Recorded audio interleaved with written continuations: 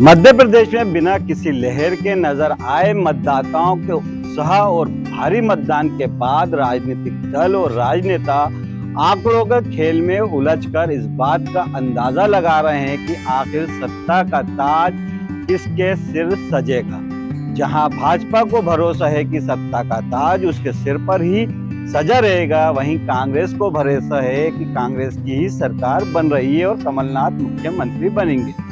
नमस्कार, आप देख रहे हैं नारद मुनि लाइव और मैं हूं आपके साथ जुबैर कुरैशी। दोस्तों, मध्य प्रदेश में विधानसभा चुनाव के लिए 17 नवंबर को मतदान हो चुके हैं और 3 दिसंबर को मतगणना होनी है। मध्य प्रदेश में किसकी सरकार बनेगी, इसको लेकर राजनीतिक दलों के साथ हर नुक्कड़ चौराहा पर इसकी चर्चा आम है। नई सरकार को लेकर सबके अपने अपने अनुमान है। कोई लाडली बहना बनाम एंटी इनकम्बेंसी को लेकर अनुमान लगा रहा है तो कोई बदलाव की बात कर रहा है। शिवराज सरकार की लाडली बहना योजना को भाजपा अपने पक्ष में मानकर चल रही है तो कांग्रेस एंटी इनकम्बेंसी और महंगाई के कारण महिला मतदाताओं को अपने पक्ष में मानकर अपनी जीत का गगनचुंबी दावा कर रही है।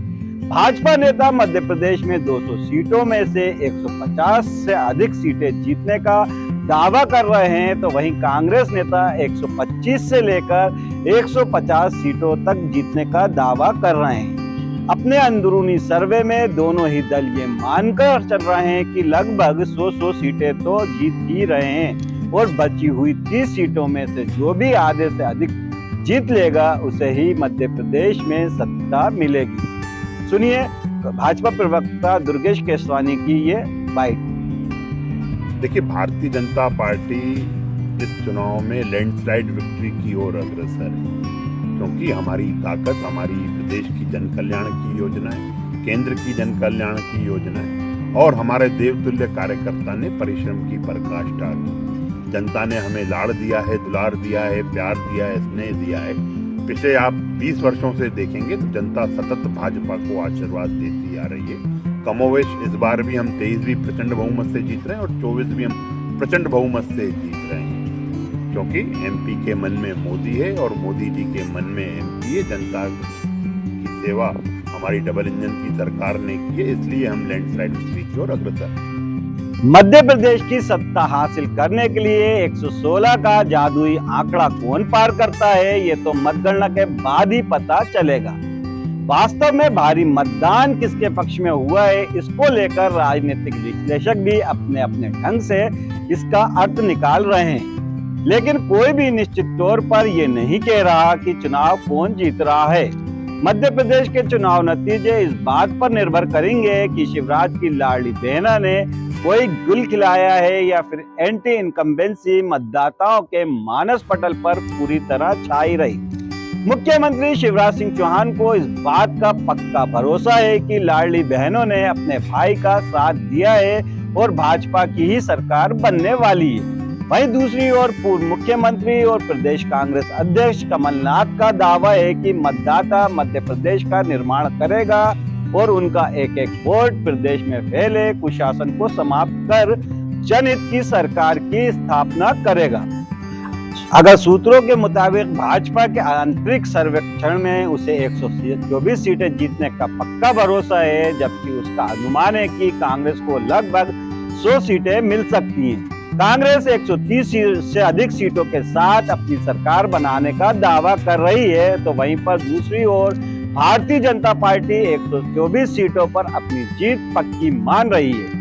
भाजपा के आंतरिक सर्वे में जहां तक विंध्याचल का सवाल है, वहां पर पार्टी ये मानकर चल रही है कि उसे यहाँ की 30 में से 19 सीटें मिल ही जाएंगी, तो वहीं दूसरी ओर 11 सीटें कांग्रेस को भी मिल सकती हैं। यहाँ की 25 सीटों पर कांग्रेस और भाजपा के बीच ही सीधा मुकाबला बताया जा रहा है, जबकि 5 सीटों पे मुकाबला त्रिकोणीय माना जा रहा है।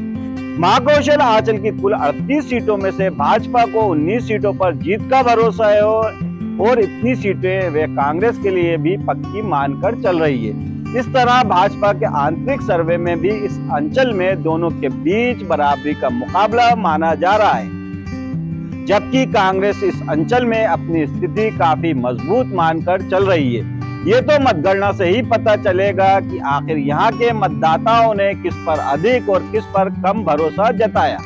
भाजपा के आंतरिक सर्वेक्षण के अनुसार भोपाल नर्मदापुरम संभाग की 36 सीटों में से भाजपा 20 पर अपनी जीत पक्की मानकर चल रही है और कांग्रेस को वे 15 सीटें दे रही है। राजधानी भोपाल की एक सीट भोपाल मध्य में वे कांग्रेस के साथ कड़े संघर्ष की स्थिति देख रही है। इस संभाग में भी भाजपा और कांग्रेस के बीच ही मुख्य चुनावी मुकाबला हो रहा है। ग्वालियर चंबल संभाग में 2018 के विधानसभा चुनाव में भाजपा को धीरे से जोर का झटका लगा था, लेकिन यह वे दल बदल के बाद भाजपा को अपनी स्थिति तुलनात्मक रूप से मजबूत नजर आ रही है, क्योंकि इस बार उसे भरोसा है कि उसकी झोली में 15 सीटें तो आ रही हैं, जबकि एक मुरैना सीट पर कड़े मुकाबले में बहुजन समाज पार्टी को जीतते हुए देख रही है।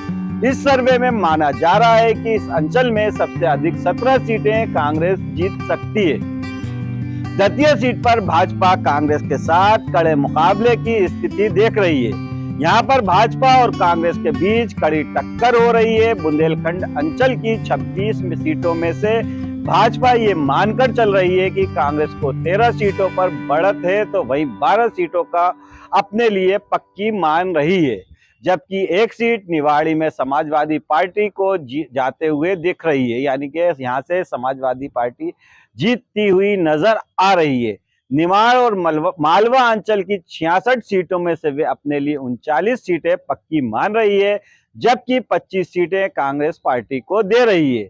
जहां तक कांग्रेस का सवाल है, उसे 130 से 140 सीटें जीतने का भरोसा है।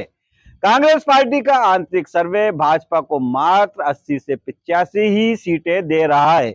वहीं आम आदमी पार्टी, बहुजन समाज पार्टी और समाजवादी पार्टी आदि को लगभग 10 तक सीटें मिल जाएंगी, ऐसा मानकर कांग्रेस चल रही है। बहरहाल दोस्तों, किसके दावों में कितनी सच्चाई है और किसके दावे कितने खोखले हैं, ये तो मतगणना के बाद ही पता चल पाएगा। तब तक राजनीतिक दलों के साथ साथ उम्मीदवारों की नींद भी उड़ी हुई है। इस खबर पर आपकी क्या राय है, हमें वीडियो के कमेंट बॉक्स में अपनी राय बताएं और चैनल को सब्सक्राइब करना ना भूलें। नमस्कार।